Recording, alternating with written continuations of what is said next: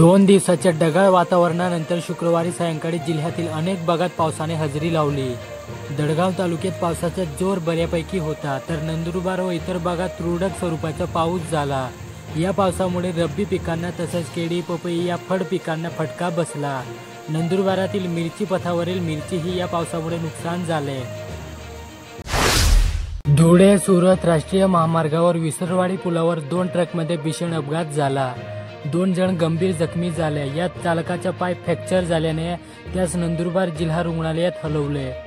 ही घटना गुरुवारी रात्री 11 वाजता घडली।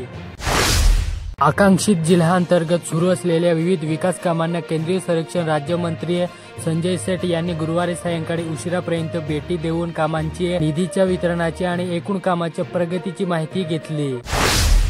तळोदा पंचायत समितीच्या सभागृहात पेसा कायद्याविषयी मार्गदर्शन कार्यशाळा आयोजित करण्यात आली। पेसा कायद्याच्या तरतुदीबाबत सविस्तर वाचन व चर्चा करण्यात आली।